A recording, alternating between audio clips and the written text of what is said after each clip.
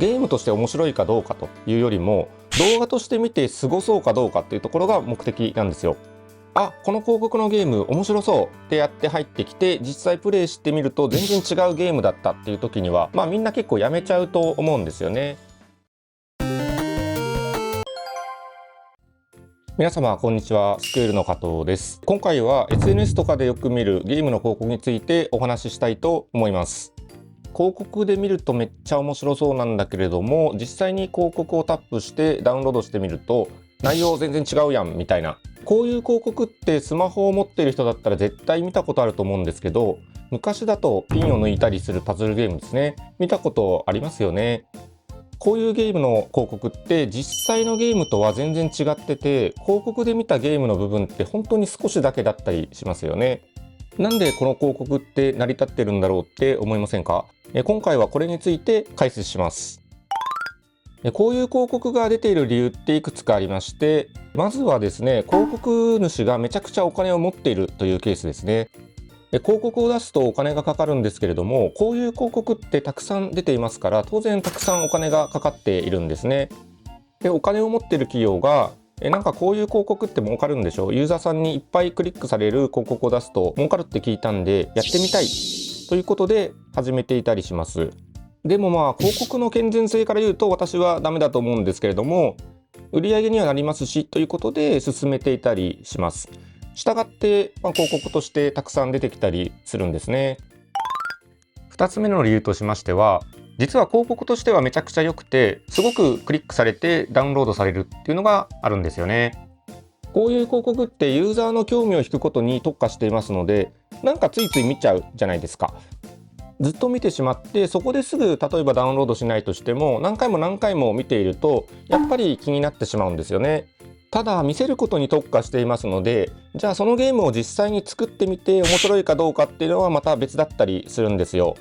で、最近はその広告のゲーム実際に作ってみたみたいな感じで、よく見る広告と同じようなゲームが出ていたりして、結構面白いのもあったりするんですけれども、では面白いけれどもそれが儲かるかっていうと、これまた別の話で、広告と同じゲームを作って面白くてしかも儲かるゲームにするにはめちゃくちゃ工数がかかるんですよね。なんでかっていうと、30秒とか1分で見せて興味を引くことに特化してますので、そもそもゲームとして面白いかどうかというよりも、動画として見て過ごそうかどうかっていうところが目的なんですよ。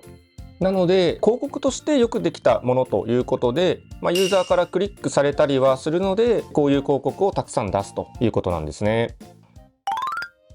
最後の理由として、実は本体のゲームがとてもよくできていて、ビジネスとして成り立つ自信があるというものです。この場合のよくできているというのは、収益性が高いという意味でよくできているということですね。広告を見て、あ、この広告のゲーム面白そうってやって入ってきて、実際プレイしてみると全然違うゲームだったっていう時には、みんな結構やめちゃうと思うんですよね。期待していたゲームと違うやんけっていうことでやめちゃう人が多いと思うんですけれども、中には触ってみて広告と違うけれども結構面白いねっていうことで一部の人が続けてくれるんですよ。で、その一部の続けてくれている人が課金したりして成り立つように、めちゃくちゃ収益性高く作っていたりするんですよね。なので広告をいっぱい出して、たくさんいろんな人がダウンロードしてみんなやめちゃうんですけれども、残った一部の人だけでビジネスとしては成り立ちますよという構造ができているということなんですね。理由としてはこういう感じなんですけれども、これは好みの問題かもしれませんけれども、ビジネスとして効率よく成り立っていて、前提として法律に違反してないというのがありますけれども、個人的にはあんまり好きじゃないかなという感じがします。こういうゲームって大体ストアの評価とかもちょっと操作してたりするんですよね。なんでかっていうと、期待と違うゲームダウンロードしたらやっぱりユーザーって評価1とかつけるじゃないですか。で、そういう人がいっぱいいるとストアの評価って1とか2になっちゃうんですよね。で、広告見て面白そうでストア行ってみて評価が1とか2だったらやっぱりダウンロードしないと思うんですけれども、こういうゲームってストアの評価4とか5とかだったりするんですよね。これっていろいろゴニョゴニョやってるからなんですけれども、そういうところを含めてちょっと気持ちのいい商売ではないかなと思ったりもします。ということで、今回は SNS とかでよく見る実際のゲームと全然違う広告の仕組みについてお話ししました。